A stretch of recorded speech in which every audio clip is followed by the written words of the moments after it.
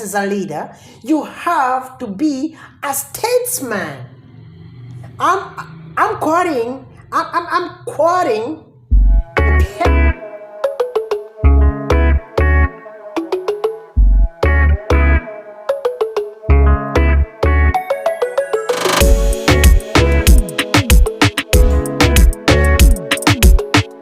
Affecting our economy. People are losing their businesses because of looting, because of the gonzo. The gonzo are destroying people's businesses. You know that? So by the end of the day, we can say something is wrong and something is affecting us, and it is the high time these leaders and their advisors, they sit down and see how to deal with the problem. And sometimes as a leader, you have to be a statesman. I'm quoting a Pielo Lamamba.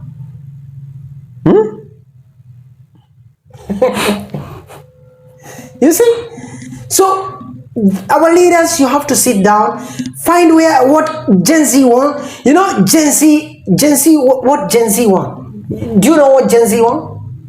Gen Z? You are a Gen Z. Yeah. You? Yes. Tell us, you as a Gen Z. Yes. What do you want the current system to do for you? They need to change. They need to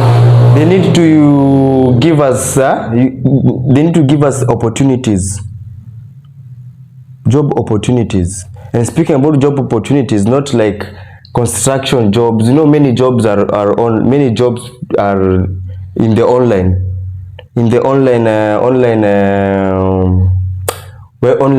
online jobs, and that's where many Gen Zs are in our recent generation. Many jobs are more on online, so they need to train some Gen Z so that they can be computer literate, so that they can do something on the internet, maybe the web designings, like just do something that is going to be online, which can get you something. This physical job, many because of corruption, many. Actually, are the microphones working? Yeah, they're working, bro. They're working. All right. Okay. Yeah, they're working. They're working. All right. So, you see, many jobs, many jobs in this current era, they are found online. Online jobs you can do, maybe reporting, writing, copywriting, but many Gen Zs are not literate. They aren't taught how to do it. There are some people who know, but they're very expensive. So the government should come with forums to teach these illiterate people how to use this technology to help themselves for the future, because that's where the world is going. So if the government comes up with forums that teach the Gen Zs how to use internet, online opportunities, so the Gen Zs will be okay. Yeah, they will be okay, because everyone can afford a smartphone. Is there another thing? Anyone can afford a smartphone. Another thing. Anyone can afford a smartphone. Smartphones are affordable, bro, right now. So you say the smartphone, like 5,000, you can get a smartphone from. Now, where can you get 5,000 if you don't have a job? If you don't have a job. Okay, so that's why I'm telling you they need to. So you are saying phones are affordable? Yeah, phones are affordable.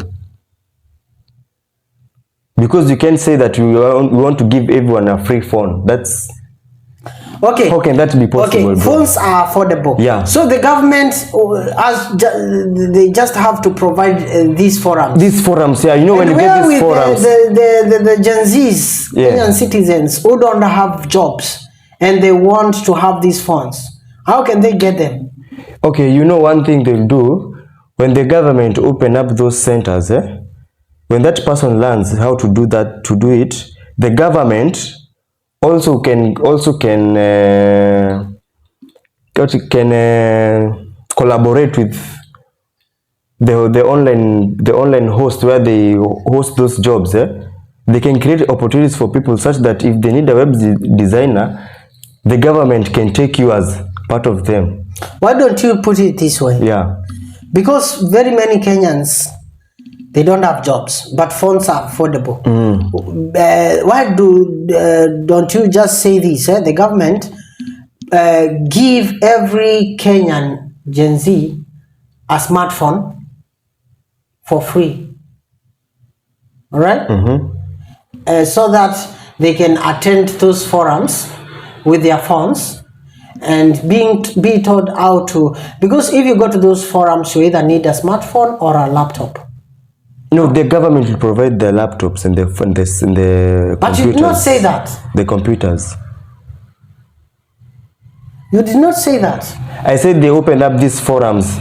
A forum is somewhere like a physical where people can go and learn. I was talking about that. So you will go and learn, like, and then after learning, you will leave that place without a laptop because you need something. No, the government. What I'm saying is this: the government has to provide capital. All right, because you cannot start something without a capital. To start a business, you must have a capital. And if you say there are very many jobs online, the government has to provide the capital. With this capital, you will use it to either buy a laptop or buy a phone. All right?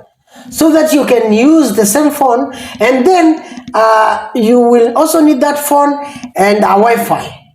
And if you don't have a Wi-Fi, you will need bundles.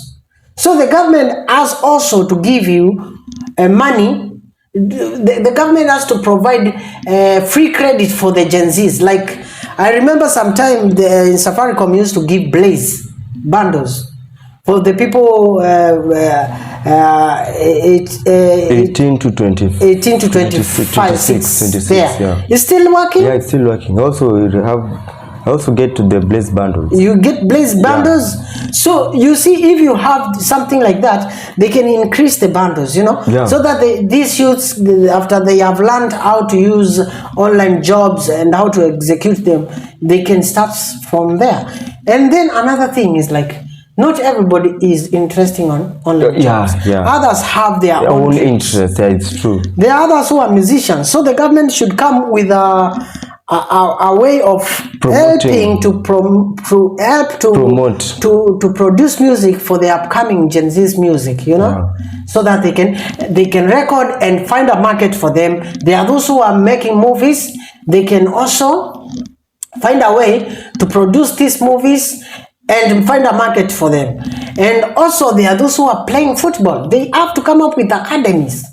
You know, academies, youths who are talented, they go there and then they can get a chance to be bought by bigger clubs like Manchester United. Yeah. You know, and then there are Gen Zs who are good in drawing. So they can open a place, a workshop where these people can go and find these tools or equipments which are needed for art, drawing. You know, dancing.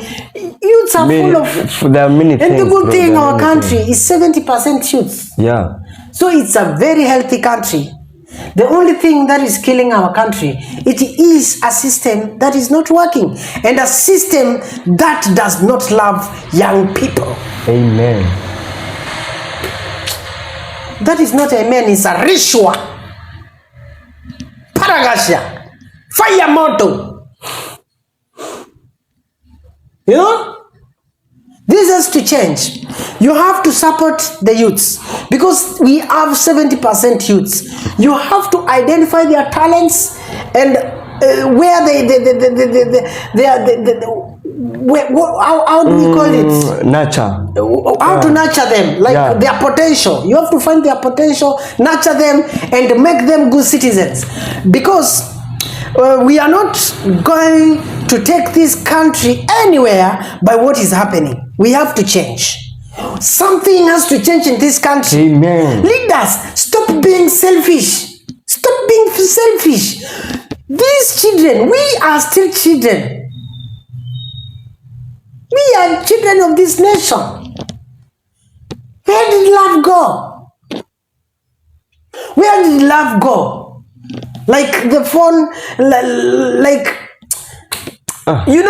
let's love each other, please, please, please, please. Our leaders, you are letting us down.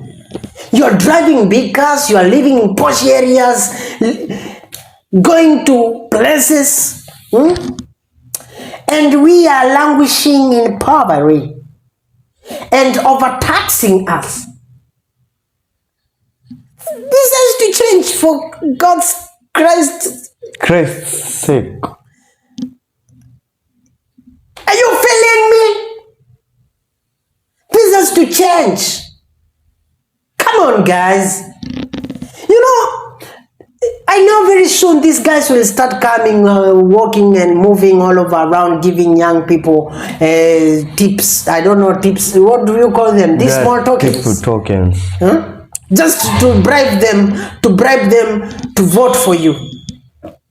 But the big question is, why are you killing your own brother? Why are you killing your own sister? Our former president Uhuru Muigai wa Kenyatta said, and I will say it he said this, if we destroy this country, we don't have another country which we can go to. This is our country. Born a Kenyan, die as a Kenyan. This is our country. We don't have another place to go. We have to make sure, leaders, if we elect you and you go there to those parliaments and to those places where you go after being elected, remember the promises you made for your people, and stop giving these young people small money like 100 shillings, 200 shillings. Give them opportunities to change their lives. Stop being devilish. Stop being like that. We need to build our country. Yes. We need to change our country. And we as people, when we go when these people come for next elections, I think we have suffered enough. I think we have suffered enough, and I think Kenyans, you have to make the right decision. I was thinking that, do you know there are countries which have no poor people? Yeah, I know. Sometimes I walk in Nairobi City when I'm just going for my businesses, or for just holidays in Nairobi. When I'm walking in the streets, I see people sleeping in the streets. Others, they come to me like small children, telling me, Uncle, 10 bob, Uncle, 5 bob, Uncle, Nikonanja, Uncle Chipo. It makes, you cannot give all of them. Man, you cannot. And that is not the way. It's not like these people have no talent. These people can, their lives can be changed. They can do something. Why don't we be there for each other as a country? Our forefathers, our ancestors, they died fighting for a country which is our country. We needed a country which... Oh my God. So sad.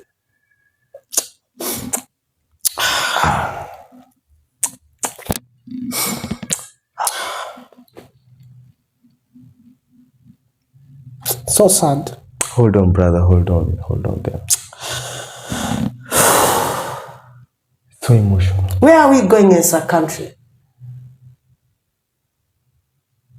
I was telling you this. I need an handkerchief, man.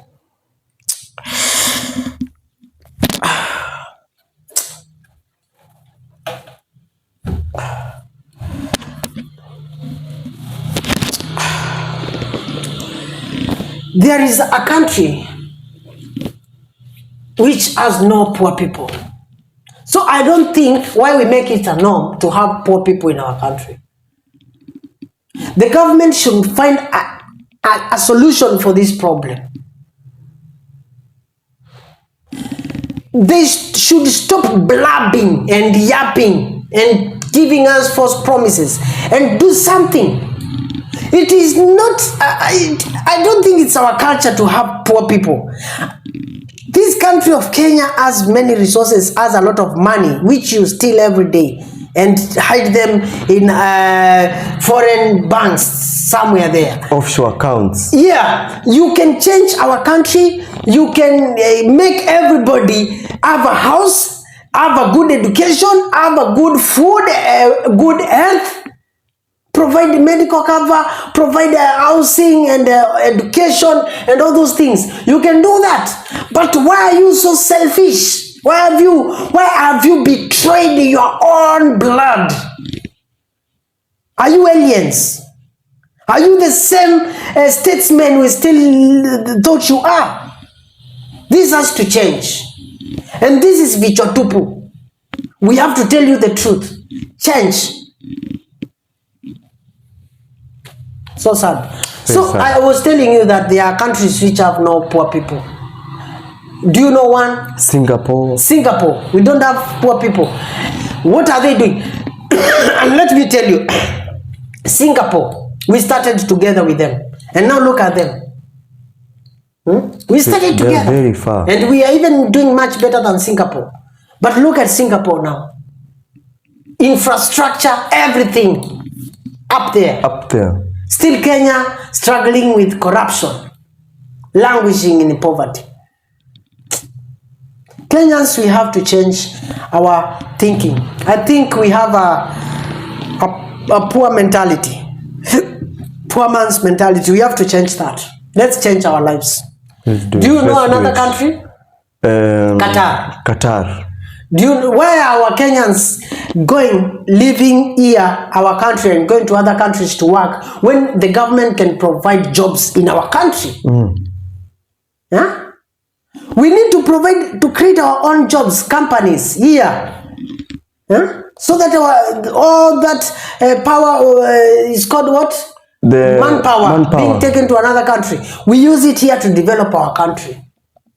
You see? Not being refugees. So we have very many countries which have no poor people, have no beggars, there are no people who are sleeping in the streets.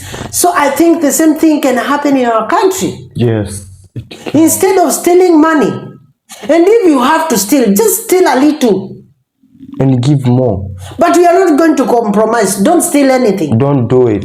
Let's make our country a better place. Yes. For each other. Amen. Because even if you want to steal this money and to go and enjoy with yourself, with your girlfriends, with your family, what about me and my brother and the other brother and sister? And do you think of us? Let's change it. All right? Let's change it, man. Let's change it. Let's change it, my brother. Let's change it, my brother. Yeah, man. How is it? The tough gets tough. The tough gets going. And the going gets tough. Yes. Yeah, so please, this is Vichwa Tupu. Keep on subscribing, sharing, and liking. Yes. And we love you so much. We love you so much. My brother, you are telling me about Finland. Finland. Yeah. Yeah. It's a very introverted. Do we have poor people there? Finland. Hey. Very low. Very low population, and about the low people, they also have something they can do for themselves. So like for me, I can say like poverty, that is something not in Finland. All right, ladies and gentlemen, thank you so much for tuning in to Vichwa Tupu podcast. I have been your host, Rusty, co-pilot Manvox in the building. Yes, and we remind you that please subscribe to our channel, share, like, and comment. Yeah, so that we can continue giving you this hot, spiced stories, licking sweetness. It's never that serious. It has never been. This is Vichwa Tupu podcast. Till next time. Asante sana.